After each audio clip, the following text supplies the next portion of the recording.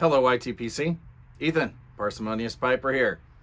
Today we've got some more morsels for our mental manducation. A couple of them anyway. But first, in a 2-star Pipe by Lee Bulldog, I'm smoking some of the Watch City cigar slices, courtesy of our good friend N.W. Piper.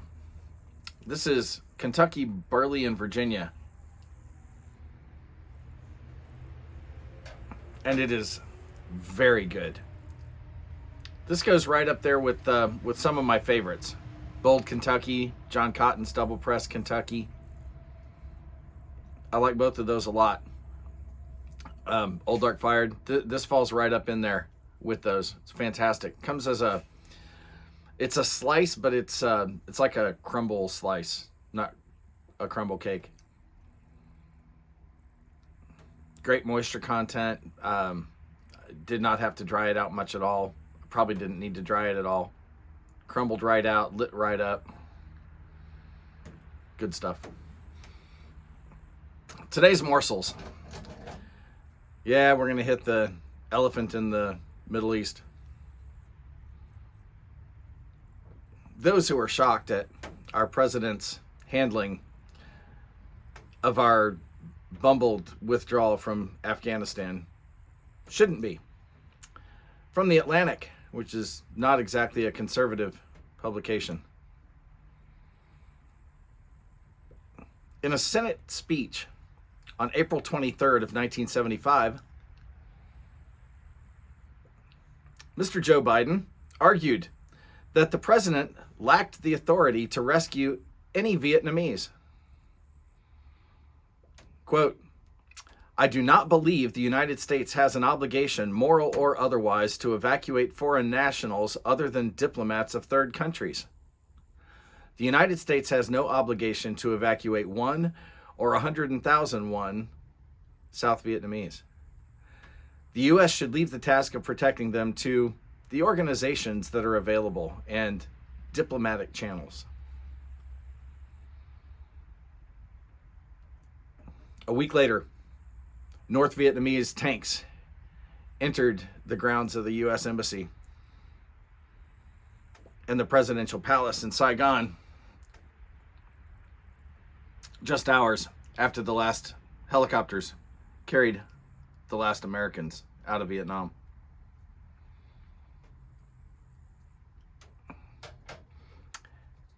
And those Vietnamese who had supported our troops and the Southern government disappeared. Same thing is happening now. Different country. We're on repeat. Reuters and other mainstream media are reporting that the Taliban have seized hundreds of thousands of U.S. supplied and abandoned weapons.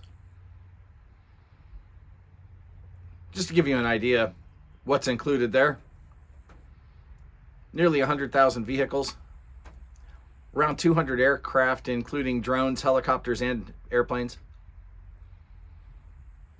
M24 sniper rifles, M18 assault weapons. These are the real assault weapons, not the AR-15 that the left would like you to call an assault rifle. These are real assault weapons. Tanks, artillery, Humvees. What could possibly go wrong? Related, British Parliament held Biden in contempt.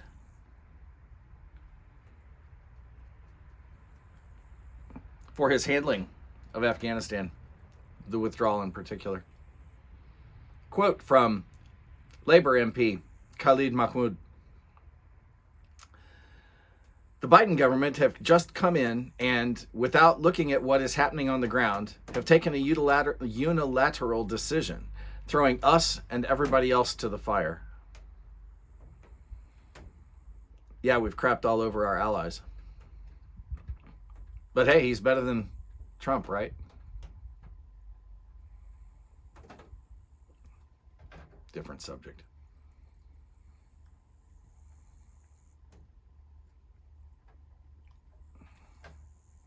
The cross-partisan, not really nonpartisan, but cross-partisan, Urban Brookings Tax Policy Center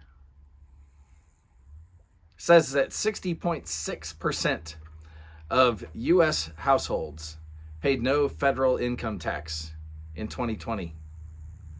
Let that number sink in.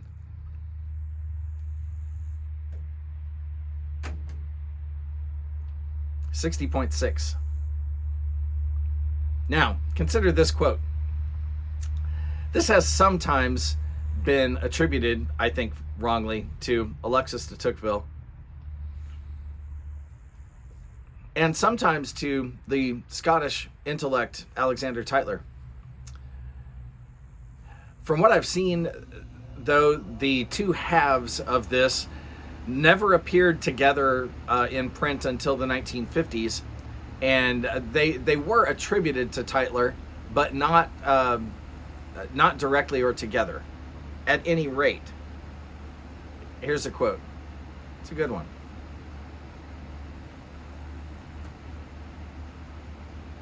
A democracy is always temporary in nature. It simply cannot exist as a permanent form of government. A democracy will continue to exist up until the time that voters discover that they can vote themselves generous gifts from the public treasury. From that moment on, the majority always votes for the candidates who promise the most benefits from the public treasury, with the result that every democracy will finally collapse due to loose fiscal policy, which is always followed by a dictatorship. Part 2. The average age of the world's greatest civilizations from the beginning of history has been about 200 years.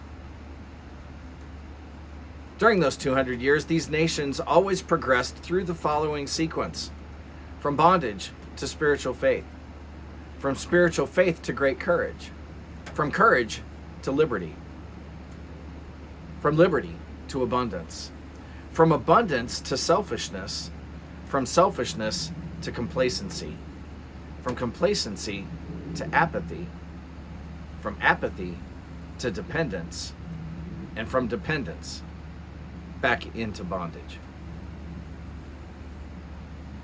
I'm afraid to tell you where I think we are in that cycle. Something you can think about for yourself.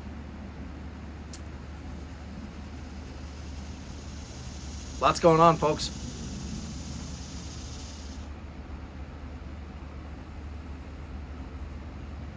I hope you can find something you enjoy as much as I am enjoying these Watch City slices. Light something you like. Enjoy your afternoon.